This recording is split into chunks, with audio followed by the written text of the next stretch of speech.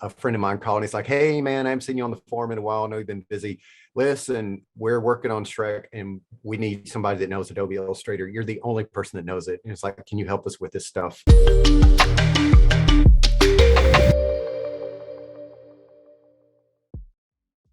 In my 11th episode, I will be interviewing Scott Thigpen, or at sthig.art on Instagram. He is an illustrator and visual development artist who has been working in the field for over 25 years. Scott was on the path of studying religion in college when he decided to take the leap to pursue his passion in the very uncertain fields of illustration and animation. Keep watching to hear Scott tell the story of his first big break into DreamWorks, his time at the Wall Street Journal, all of the smaller clients in between, and all the lessons he's learned along the way. I hope you enjoy. Hi, can you hear me? Oh shoot, I can't hear you. Hold on. It was me. I had my mic off. Yeah. Hi, good to see you. Hi, good to see you too. How you doing? I'm well. So you got your camera stuff fixed up. I love aren't those little nano cubes behind you? Yes, I love them. They're so beautiful. We have them in a couple places around the apartment. I always like those. I have a bunch of hue lights, but I always wanted the nano ones too. Oh yeah, these ones are cool too because like they react when you touch them. Oh wow. Fancy. Anyway, do you have any questions before we jump in? Yeah, actually just a couple. So I looked at your videos and your interviews are super that you have. So what's the goal for you with these? Because I know, I guess you're, you've been doing this for a while now, but is this your primary thing or is this just a sub thing or what? Just always interested. Yeah, well, I actually went into college wanting to get into like visual development or, game design or something like that. Right. But I chose not to go to an art school because they were so expensive and I was like intimidated and they were so far away. So I just went to a state college and decided to get an art design hybrid degree. And I didn't really know what that would entail, but it turned out it was just mostly traditional art classes and graphic design classes. And there was one animation course and I was really excited and I signed up for it. But it was just a video editing class. So I was a little bummed out. Yeah. So I started taking animation courses and like drawing courses and like digital art courses on my own. But as soon as I graduated college, which was just last summer, actually, I don't know, I was like stuck and I didn't really know what I wanted to do. And I feel like I didn't really know enough about the field. So I started interviewing people who work in it. That's awesome. What a great way. Yeah. And like in the process of doing this, I have kind of gotten a passion for it. So nice. Cool. Now this is my main focus. But for the future, who knows? So which college did you go to? I went to Western Oregon. Oh, okay. I'm not familiar. I taught design at UAB and they pulled me they were like, Scott knows animation. Let him teach the animation class. And I had to follow a pretty rigorous outline and it was not animation. We just ended up doing a lot of After Effects stuff. Why do they lie? They want your money. Yeah, that's true. Yeah. And then they don't pay us. I taught for about 6 years and I'd have to go ask for a raise. It's like, I can't afford to drive to work anymore. It's like I'm losing money on gas getting up. Wow. So you taught for 6 years? Yes. Yeah. It was fun. I was super intimidated when I walked into the classroom because the last time I'd been in college was about 30 years ago. And then, you see people that their skin isn't sagging and they didn't need 16 cups of coffee to get moving in the morning. And I was super intimidated because when I was teaching, it was the millennials were really young at the time. But It was the best experience ever. Sure, I had bad students. You always have bad students, but by and large, like all my students were so cool. So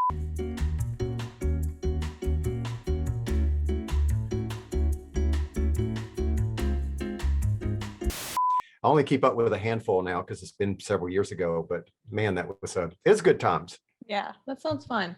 I always thought that it would be kind of cool to teach. Well, as soon as I know something well enough to teach it. Mhm. Most professors are just faking it anyway. Oh, okay, there we go. Yeah. Would you like to introduce yourself to everybody? Sure. Yeah, and I've got my questions over here too. So my name is Scott. Last name is Thigpen. And just like every other person you've ever heard anybody say that they got into art, I drew when I was a kid. We all say that.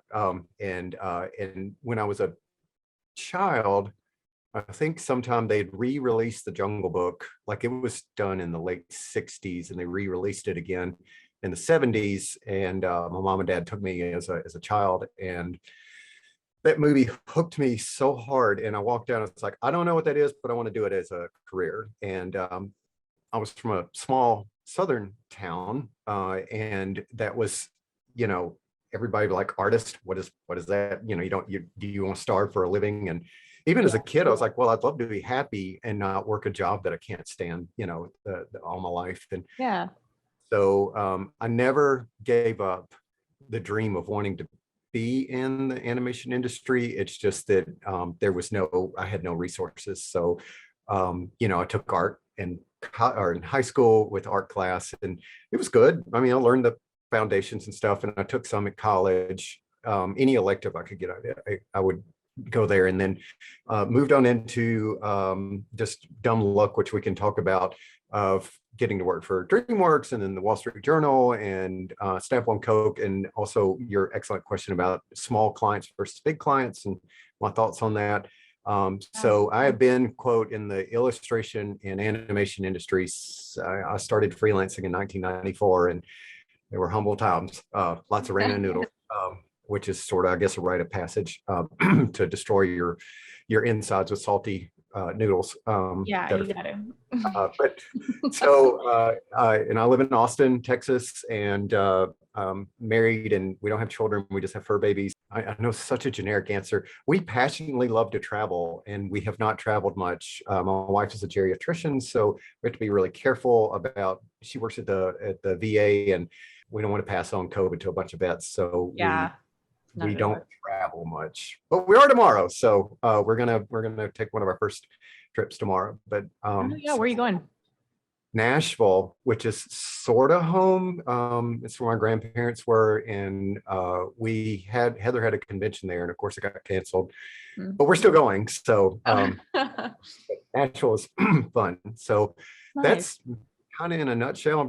I bump somewhere between 3D modeling and illustration and biz dev when needed. Yeah, so I did watch the interview you did with or on the Courier Studio, if I'm pronouncing that right. Sorry. Yeah.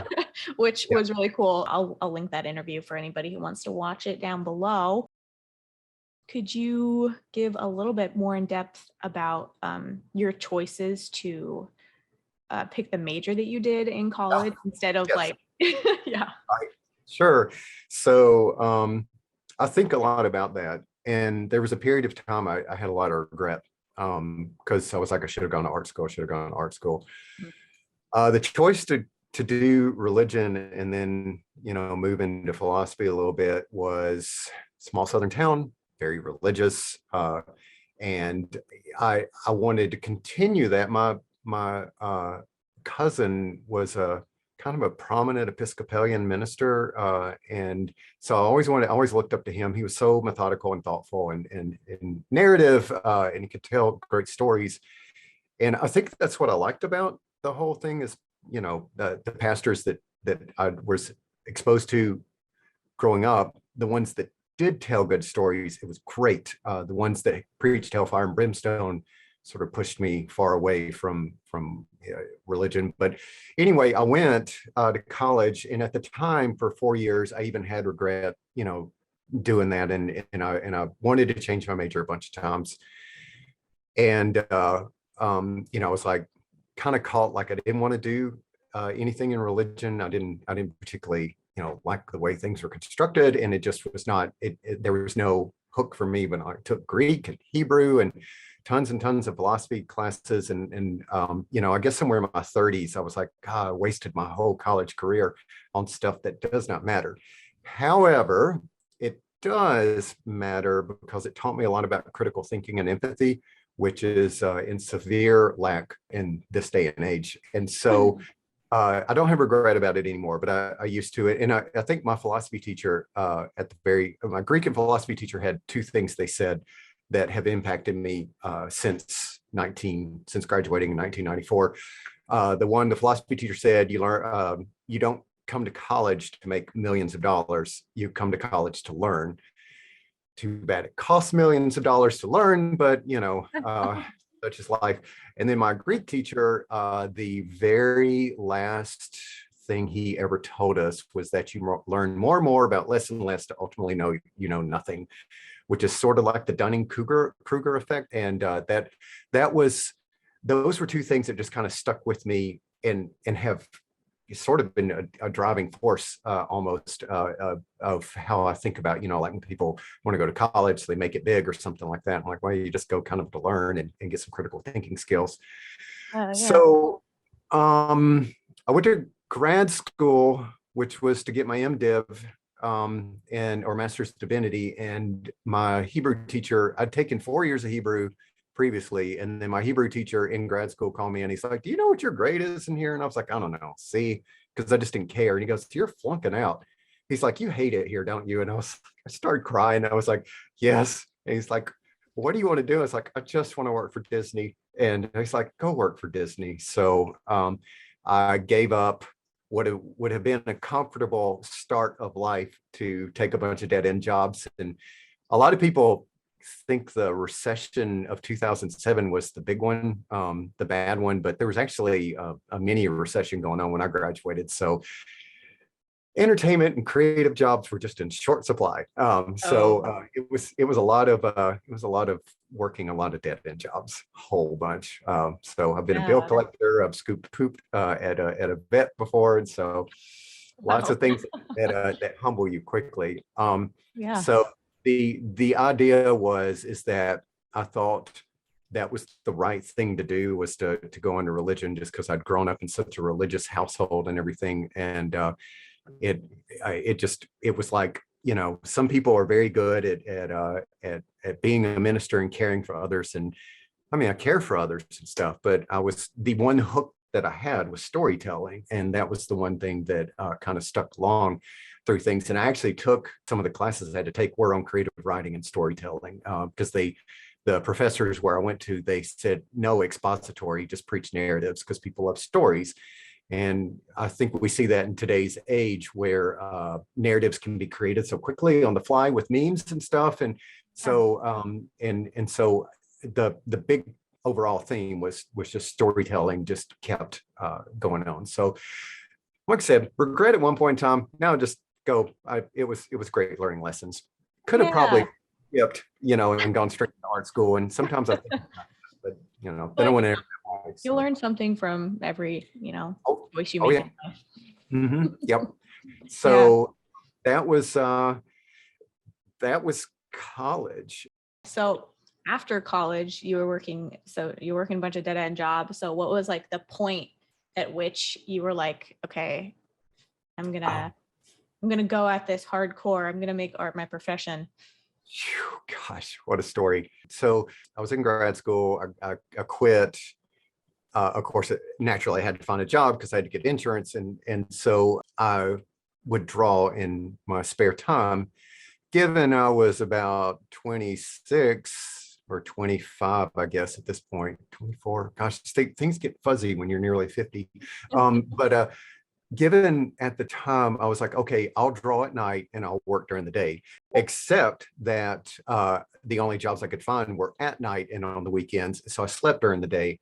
And so I didn't draw that much. I did a little bit. I practiced and stuff, but I wanted, just like any artist, I want to get to the cool stuff. Get over all the boring practice stuff. Yes, nobody wants to draw them perspective boxes. So anyway, I was working at Kinko's, which is now just the FedEx Center. But before FedEx bought Kinko's, it was the Copy Center. It was near the local college, and I'll never forget. There was one. I guess I wanted to get serious, and Hercules had just come out, and I was like hooked. I was like, "That's what I want to do." And still, Hercules is one of my favorite Disney movies because the stylized look. Yeah. And I started taking figure drawing classes in the mid '90s or late '90s, I guess, at this point. And I was trying to get better and better. And I put together this portfolio. And working at Kinko's, I was able to get a discount, so I made like 36 printed portfolios, and spiral bound them and made a pretty cover. And they sucked by today's comparison. I mean, they were pretty bad, but at the time I researched and found 36 animation companies in the world, and I applied to all 36 and got rejected from all 36, and rightfully so. I just was not prepared at all. I was like, oh yeah, I'm good at color, and I mean I am, but I had to like really study it, to there. So that was again with the Dunning-Kruger effect. Oh, I'll just be an animator. It doesn't, I mean, the skill just didn't carry it. I think the big thing is that Disney did call me and they said, hey, we got your portfolio. I'm looking at it right now. Whoever I talked to was the sweetest person ever at the time. And they were like, yeah, you just need to work on this and this. And so I decided I would just take classes where I could. This is pre-YouTube. We had the internet. It was still the dial-up internet and everything. Oh. Yeah, to watch a video was impossible. And so, I'd buy books, and and it was just really hard to kind of connect with artists. So I'll just kind of segue into how everything worked for me. So I guess it was about 98 or 97, and I was at a job that allowed me a little bit of freedom to stay on the computer when I wanted to. And all we had were forums that you had to kind of like hunt and peck and find. And so I found one forum called the Drawing Board. I was like, well, that's cool. And so I clicked on it, and there was all this really cool artwork being posted up by just all these strangers. The thing is, like one of the strangers was Shane Glines, and he was responsible for helping out some of the Batman stuff, and he does a lot of freelance stuff. He's worked in and out of the industry a lot. Gorgeous artwork. I mean, he's just so stylized. And he would host weekly drawing jams. And so he would post up, usually it was some kind of sexy girl, because that's what he draws, the sexy girls. And everybody would draw their take on that.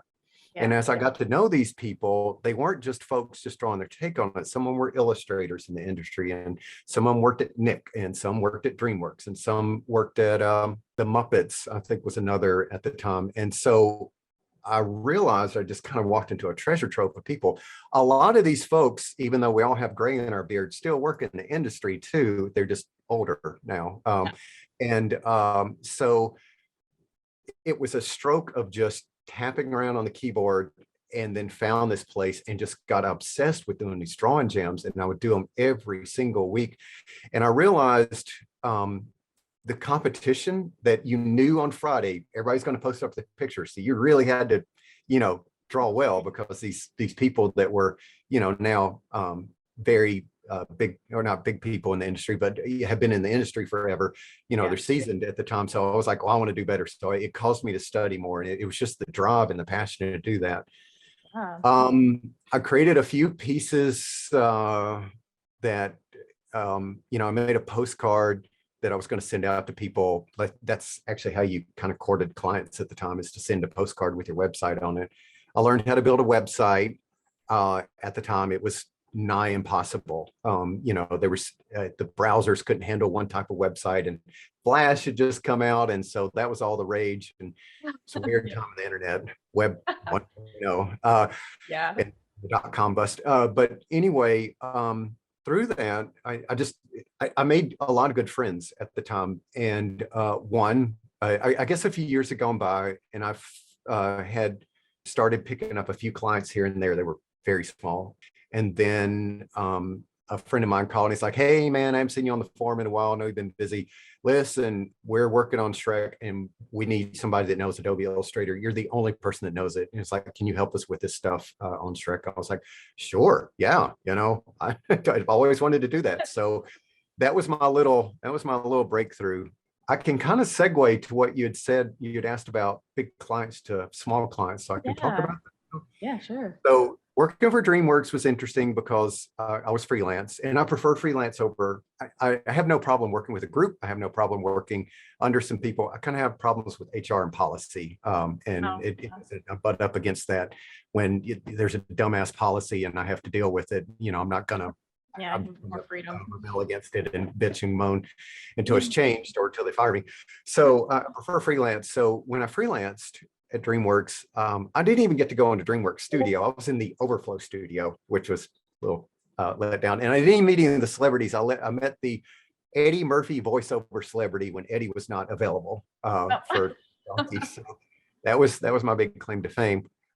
And then when the Wall Street Journal called, that was I worked pretty hard at getting agents, and that's a whole nother can of worms that I can get into. But anyway, they were able to land me the Wall Street Journal, and that was a really fun time. They were a great client, and that lasted all the way to the recession, which is sort of what wiped me out. The big story is though are the little clients. That's the mixed bag. Some of the little clients I've had are excellent. I think the one that meant the most to me was there was a small publication called U.S. Catholic Today, and I was just like, what the hell? I'll just I would cold call people, and it's a good way to get cussed out when you call an art director and catch them on a bad day. They hate you, and they don't want to go to your website. But anyway, I cold called one place, and I you could go to Barnes and Nobles or Books a Million. You could get the artist director directory, which was always out of date because artist directors burn out so quick or move on. Oh, So I yeah. called U.S. Catholic Today, and it's like, hey, my name's Scott. I draw. Here's my website. If you'd like to get a hold of me, here's my number or email, and I'd love to talk to you. So I guess a day later, I got a call back, and it's like, hi, my name's Tom, and I'm the art director at U.S. Catholic. I'd love to use you for a piece, and the pay was pretty good. And so that was, gosh, we worked together for about 15 years, and he was considerably older than I was. I remember he was retiring at 70, and it was almost like telling your dad goodbye to go to college. I mean, it was like I got a little teary eyed and stuff, but that was one of the best relationships I'd had. The other one was, so I was living in Atlanta. I was trying to get clients. It was very difficult. And so I was like sending out flyers everywhere. And there was a little gay publication called David. And I don't even know if David exists anymore in Atlanta. I'm sure it's digital now, but at the time it was just one of those rags that you go to the ultra hipster shop and it was free on the side of when you're checking out. Mm-hmm. So they were like, Will from there. He's like, hey, my name is Will, and I'm from David, and I can't pay much. In fact, all he could pay was like $25 per illustration. He's like, but I love your work. Would you be willing to work for $25? And at the time I was like, yes, I'll work for free because I just wanted to get published. Yeah. So I worked for David, and he would let me just draw anything I wanted anyway. And it could be classy, it could be seedy, it just didn't matter. And we had such a good repertoire, and then he just disappeared. And I was like, oh, well, I was making a little money. And then I guess about 3 months later, he called and he's like, hey, this is Will. I now work for the Atlanta Journal-Constitution. I'd love to continue to use you. And so that was a wonderful relationship. And so that's how Little Client became, like, I guess the AJC was kind of a medium client. That's I mean, I've had some small clients that were just nightmares of people. They the smaller the client, the less the budget, the bigger the people want to be an art director. And the worst is that people are like, hey, I've got this big idea. I'm going to write a children's book, and I want you to illustrate it. And I'm like, have you seen my work? I don't draw children's book illustration stuff. Mm-hmm.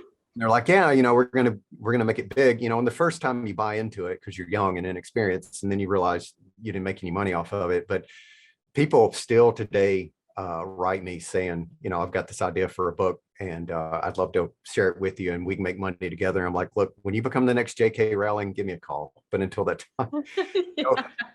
don't waste my time. And then you mentioned agents. Do people do that today? I've never heard of that. Yeah, in illustration, there's a few left. So agents were really big at the time for illustration. The way an agent works is they call you and they say, we'll represent you in the art community. They'll call on your behalf, they take about 30 to 40% of whatever you make, then you got to pay 40 to 50% of that in taxes. So it's not a lot of money, but they do take the work of you having to scramble out of it. I think good agents are around for a reason because they know how to work their artist, but I think bad agents kind of ruined it for a lot of people. I had a pretty good agency, but it went sour towards the end of our, well, I think we were together for a decade or something, but you know, I've always looked at it as an artist without an agent is still an artist, but an agent without an artist is some dude with a telephone. It doesn't diminish if you have one or not. It was an interesting experience, and it did get me a lot of clients. But like I said, let's say you made $1,000 on a project, but you only got $600 of that $1,000, and then 300 of it goes to taxes. Well, you're still broke. So, but if you spend half your day trying to find clients and scramble and send emails and do marketing posts and social media updates and dance in front of TikTok and stuff, and the hope to God some art director likes you, and you've wasted all that time, then maybe an agent is okay. But Yeah.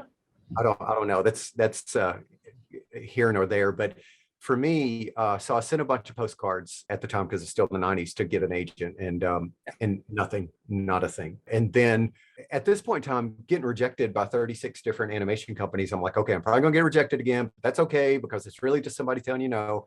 Doesn't mean anything. And so I was like, what can I do to grab an agent? Because everybody's sending postcards at the time, all the artists that are hungry for work.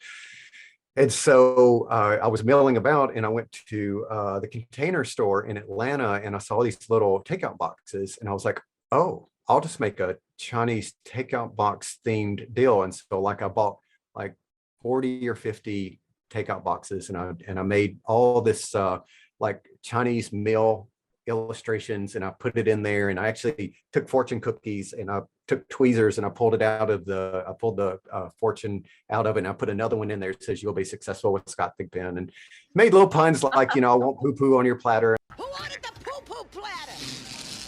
So nothing. 6 weeks went by, and all of a sudden phone calls were left and right. Like, hey, I got your Chinese takeout box. That was really clever. Do you want to talk? And let's talk about representation. And all of a sudden, I went from not having anybody to putting reps against each other to see who would offer me the best deal. So, and again, my artwork wasn't that great. It's just that I showed up and I made, I tried to be different than everybody else. And it worked.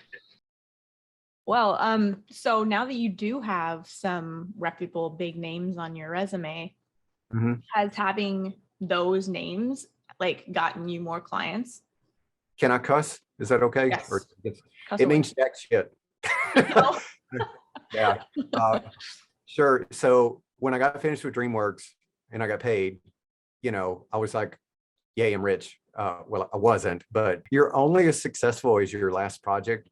So like once they said, Mr. DreamWorks and Mr. Shrek shook my hand and said, okay, thanks, we appreciate everything. The next day I was like, oh crap, I gotta find more work, and then all of a sudden I can go around and brag all day. Yeah, I worked on Shrek.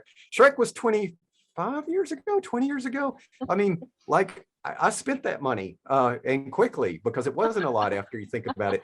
But I had to go and start looking for work. So you scramble to the next job on that. So it's nice to put on paper, but I can't tell you how many applications I've applied for to all the major companies, Sony, Disney, DreamWorks again. And I worked for DreamWorks, and I worked at Wall Street Journal, and I've been a seasoned illustrator for 20 something years. It doesn't matter if your portfolio is not what they're looking for, you're not going to get a job. So let's say Netflix was to pick me up. Yes, I would go put the red end post on Instagram, because it is very self-gratifying to do that. And I would never knock anybody for doing it. It doesn't mean anything though. Like once these people have rolled off for Netflix, they're no longer with Netflix. And the only people that care are your followers. And like, oh yeah, he worked for Netflix. He's so big, but that doesn't mean anything really in the end. As far as your wallet goes, I think if you're picking up good design skills and you're not different. You just have enough appeal to be different than other people. That's where, you get picked back up. And also being in somebody's eye, like with your interview, a good way to put it is that you reached out. I was like, oh boy, yeah, what a sweet lady for doing that. And I looked at your stuff like, whoa, these are really good interviews. I really enjoy them. They're so cool. And then I went on without my day or with my day, and I forgot all about you and this thing. And even up to this point, I was like working in VR, which I know we'll get to that in a bit. I was looking up going, oh, it's 10:50. I've got 2 more minutes. It's like, it's 10:58. I got 2 more minutes. And but I wasn't thinking about you all the way up until this. So it's the same thing with, it doesn't matter. They've forgotten about me. Yeah, they're sitting around thinking about, Yeah, I'm gonna hire you next. Oh, we got to get Scott back. Yep. Yes. Well, yeah. And there's many Scots. So there's people far better than I am. Okay. If anybody starts to try to come after you for, I said the word NFT, I'm really sorry. Because I know they've got a really bad rep, but I need to do like more research because like I've done some, but I still like don't have like an entirely good grasp on it. nobody does. So I have a thought. The only reason I kind of bit on that is that, are you considered Gen Z or millennial? I have heard different dates. I was born in 1999. So I've heard people say that I'm a Gen Z and that I'm like the last of the millennials. So I'm not sure. All right, good. So this is my thought. The generation underneath you has never known a time that there wasn't an iPad.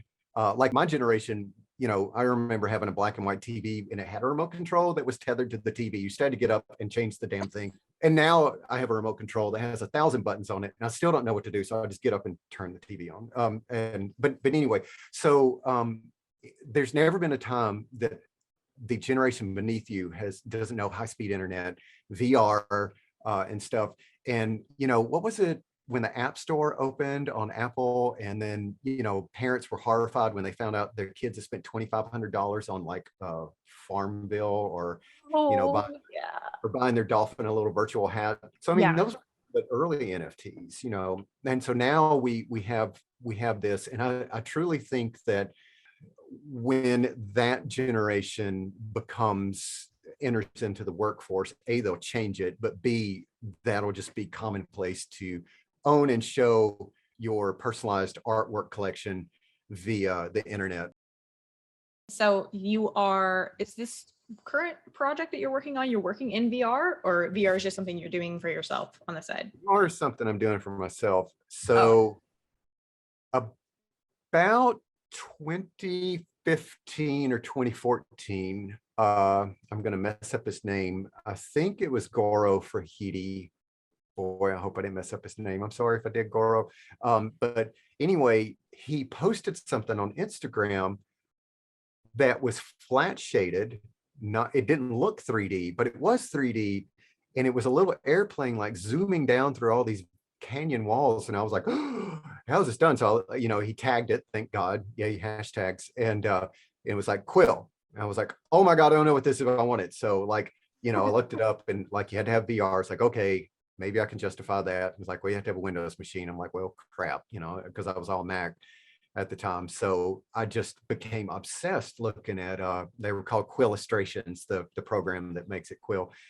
And it was just these beautiful things. And, I was like, if I ever have a surplus of money, I'm going to get a VR system and a Windows system and start learning this. And fortunately, because of NFTs, that happened. And so I did buy a computer and a VR system, or a Windows computer, which was a really hard adjustment for me, being Mac my entire life.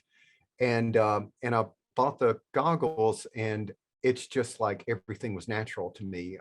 Instead of with a pencil, you're still using the same muscle memory to draw, but it's an interesting medium that's been around for a decade, and the programs are still pretty rough.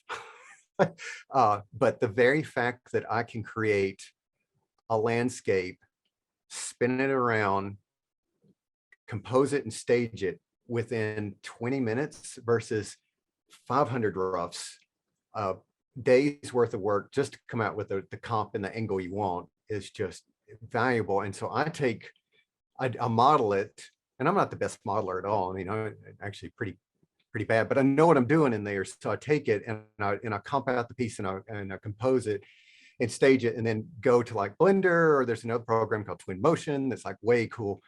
Yeah. And then I light it there and then just export a screenshot or two or three and then bring them into Photoshop and paint over them, which has been hit and miss at times. There's been some times that it's, I've gotten done. I'm like, oh God, what monstrosity have I done? But the learning curve has been hard, but it's been worth it. And I'm taking a class with Armand Serrano, who is art director for a lot of stuff. He's been at Disney, and he has been showing VR demos of how he's done his stuff, and it's just magic, and you can do these pieces and then you can get it over to the storyboarder and say, here's what I'm thinking, and you can kind of send them, give them a tour through your creation, and it's pretty awesome to do that. So I think studios will adopt it in about 5 to 6 years. Have you used, I don't know what VR system you use. Have you used Tilt Brush? Yes. Tilt Brush is actually no more. It's Open Brush now. Google infamously buys shit and then they shut it down. And so they bought Tilt Brush, then they shut it down. But for once, Google was nice and they released the code. And so an open source company got it and they call it Open Brush now. And it is so awesome to play with. And I love it. It just drives me nuts with all the little sparkly things and stuff like that. I'm like, no, I just want to do the first stuff first because I'll get enamored by all the sparklies. And then before I know it, I've drawn rainbows everywhere and stars and snow and fire. And I'm like, look at this. And, and then a day later, I'm like, oh God, what have I done? Yeah, it's so fun. I just started playing around with it. We got an Oculus as a gift like a few weeks ago. I would encourage you, now that it's free, there's another one called Gravity Sketch. And I personally think that'll be the one that takes over. It's pretty awesome. And it's, at first you're gonna be like, none of this makes sense. But once, it's sort of like an onion, to quote Shrek, there are many layers to that program, many. And it is so cool. And watching, like, I'm not one to watch a lot of YouTube, but I'll watch a lot of demos of Gravity Sketch and I just sit there and go, wow, how'd they do that? Who are some of your favorite artists? Sure. I've yet to see one artist not pause and have to reflect on that. So Crystal Kong is one. She's a character designer at Pixar. She is just, her work, she's an extremely skilled artist. Her work is very playful, and her design is just over the top good. I've always liked that. The other person is Amanda Jolly. She's a character designer. She's been with Disney, Netflix. I think she worked on. Yeah, I think I follow her on Instagram. Yeah. Goro Fujita, Gorofujita. He does a lot of demos in Quill, which is just he posts all the time. And Henry Wong, who's working for Netflix right now, his backgrounds are just outstanding. Yeah, I love his work. Oh, my all-time favorite is Marie Thorhage. She's Norse, but her shape language is some of the best shape language I've seen ever. And every time I've looked at her work over and over, the same image. She doesn't post a lot on Instagram, and it doesn't matter because the work that she has on there is just, I just sit and drool over it every time. And she has mastered the art of shapes and making them tell a story. Like, if you want a strong Amazon woman, she's made these strong shapes for it. Or if you want something silly, she's got that for that. So she's I just love her. Then I have I take mentorship from Ty Carter and Lip Camarella, and both of them, I love their work too. And of course I wouldn't have gone with them, I've not done that, but yeah, they have been two of the best teachers in two different ways, that teaching design that I've ever experienced. And I've been with Ty for about 2 years, and there's at this point, like, I'm like, yeah, I think I'm going to roll off from him. I don't think I need him. And then I have a session with him. I'm like, damn it, man, I didn't even know that existed. And then I'm back, it's like, okay, I'll keep you on. But yeah, getting ready to sort of transition off, just because I'm using him as a crutch as these days. But it's those are my all-time favorite artists. yeah. Besides other artists, where else do you draw inspiration? The shower, oddly enough. Shower I think, ideas?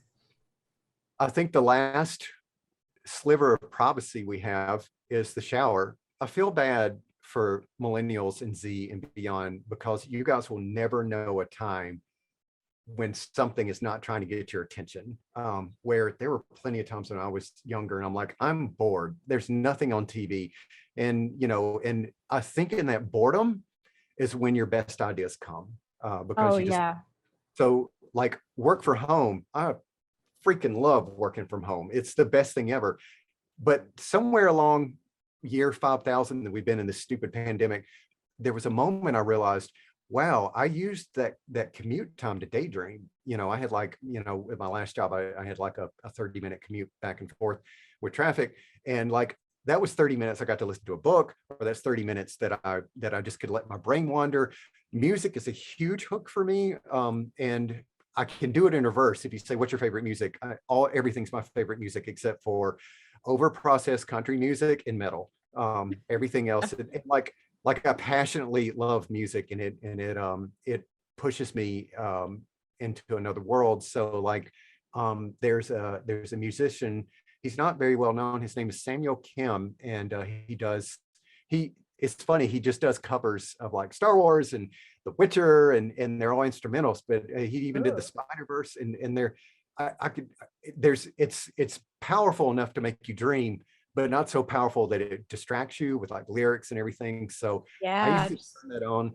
So that's a big inspiration. And like I said, I own one of those one wheel things now, which I'm sure I'm going to kill myself on one day, but I'll try to go out and just go for a ride on it or my bike. And there's something about not doom scrolling or sitting on Facebook and scrolling through to see the same damn thing you saw 100 times, because your brain is being passive at that time. So it's just taking in information. Whereas if you have a moment to be bored, then your brain's like, shit, I've got to do something. Then it starts to daydream and conjure up. I think being bored is where a lot of my creativity comes from. And it's really hard to be bored, because since the hour we've been talking, I've had 100 things beep on my phone and my watch and my computer, and it knocks at the door of shit I ordered that I don't need, and it's all this stuff that goes with that. And so if it's very hard to walk away from all that, but if I can, all of a sudden I have massive amounts of inspiration. And that doesn't mean you don't have to go out in the green and go for a walk. You can just go sit on the couch and be quiet for a moment, and then it seems like all of a sudden the creativity and daydreaming comes back. So what have been the biggest challenges that you've faced as a freelancer? All right, let's see. The problem I face the most, there's two. One is imposter syndrome, and the other is the comparison game. Again, I think social media is awesome. I love it. I love Instagram. I tolerate Twitter. If I would watch more TikTok, but I don't. The time I get to look at them is when we're in bed. I don't wake my wife up. But like, I think the ability to share your artwork is great that way. The problem is when somebody's like, hi, my name is Daphne and I'm 16 and I created this in 15 minutes and I just got hired by Disney. And you're just like, well, God damn it. It's like, why can't this happen to me? Even though I know that Daphne is not 16, that Daphne didn't draw that in 15 minutes, that half of Daphne's followers are bots. It's like, well, I want that. But I mean, why? What's the difference between 300 nameless souls liking something and then 3 of my buddies going, oh my God, I really like that picture. Why aren't my buddies more important than 300 nameless people? So anyway, I face imposter syndrome every day, and I face the comparison game sometimes.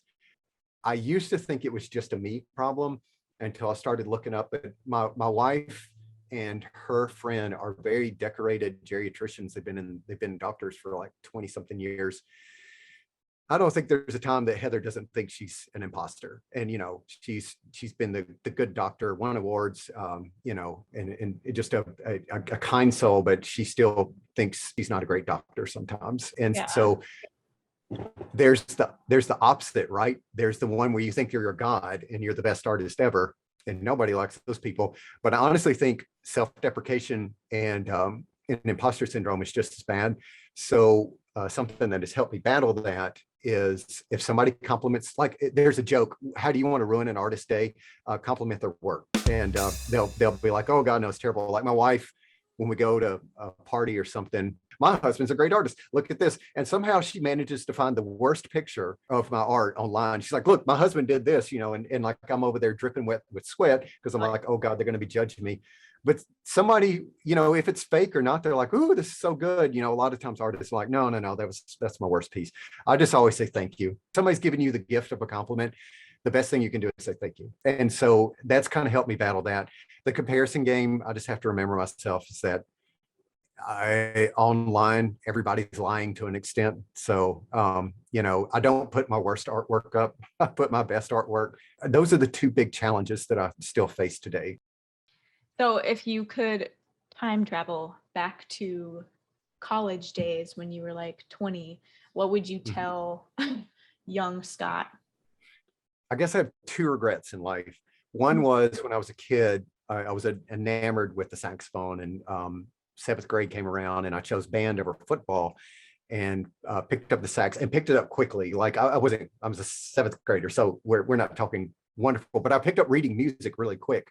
Yeah. And I loved the Winwood and I loved all the buttons. And so I was in it for a year. And then eighth grade, I just shot up. Like, well, actually, I'm the same size I was in eighth grade that I am now, but I was huge. So all of a sudden the football coaches like perked their eyes up and was like, well, this big old boy needs to be on our team. I'm not the football type, but I ended up getting in football because peer pressure, and I want to be one of the cool kids and the jock, and that is a huge regret because and somebody's like, well, you should just pick up the saxophone now. I'm like, well, no, I don't want to learn it. It would sound like a dying elephant, and I'd rather just pay somebody to listen to him play the sax. That's one regret. The other regret is not going to art school, and so if I could go back, 20 Scott. So 20 Scott was graduating college at this point in time. So 20, I would go back and say, please stop worrying about finding the love of your life. Just let that one come to you.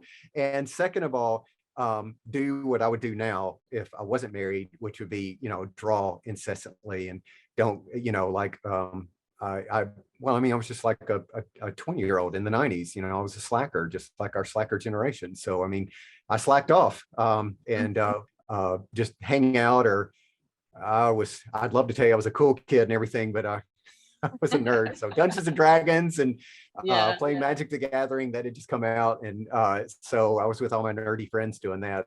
If I could just go back in time, I would just go, okay, I'm not going to go hang out, but just a little bit. I'm certainly not going to sit and pursue girls to date because, that was never great in my 20s. So I would have told myself, please just draw until your hand falls off, and don't worry about what you're drawing, just draw it.